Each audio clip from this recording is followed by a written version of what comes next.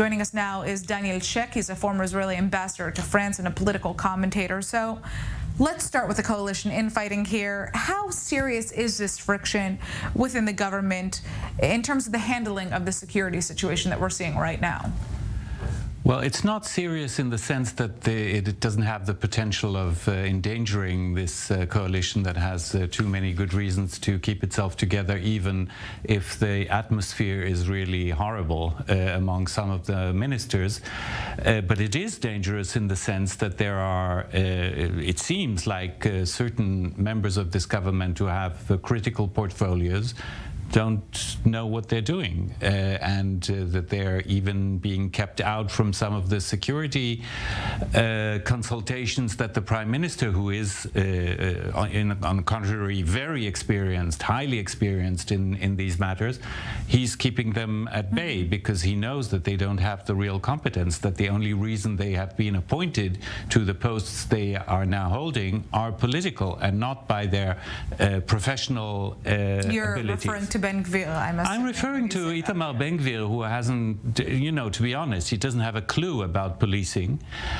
And I listened to him in these last few days, and I imagine that he's sort of nostalgic of the good old days in the opposition, when he could say whatever he wanted. He had zero responsibility, and he had zero confrontation with one important element of life, and that is reality. Suddenly, he cannot keep his campaign promises that he will, give me just a month or two and I'll change the policies, I'll crack down on the Palestinians, and I'll crack down on the Israeli Arabs, and I'll crack down on the protesters, etc., etc. These things don't happen like this, and in that sense, I think that is where the current Israeli government projects a certain amount of confusion and weakness. Could we see Ben Gvir drop out of the coalition? How long is he going to stand by and support a policy that he doesn't agree with? Not a heavy enough hand. Where would he go?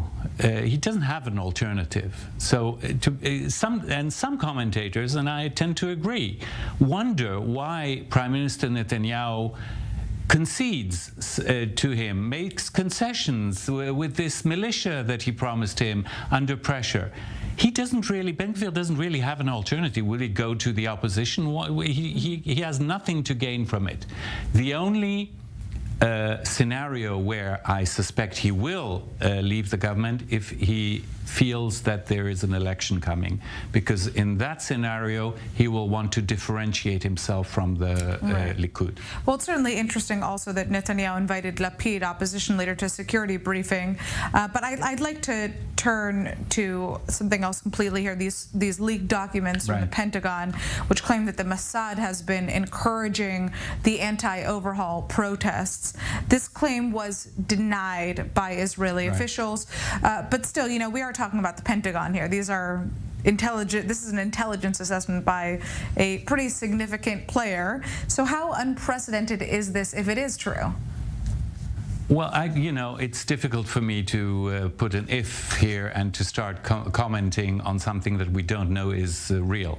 There is also, it has to be said, a question about the authenticity of these documents. But even if they are authentic, I can very well imagine a CIA agent stationed in Israel looking around, listening to all the former Mossad chiefs supporting the protests, reading in the Israeli papers that the current chief of Mossad has authorized personnel of the Mossad to participate in the protests. Why? Because they are Israeli citizens. As long as they do not mark themselves as Mossad members, but they come as private citizens. And, he can piece these things together and come to an assessment, an analysis, not a substantiated assessment, but a personal assessment that maybe Mossad is supporting the protests. That is the only scenario that I can see.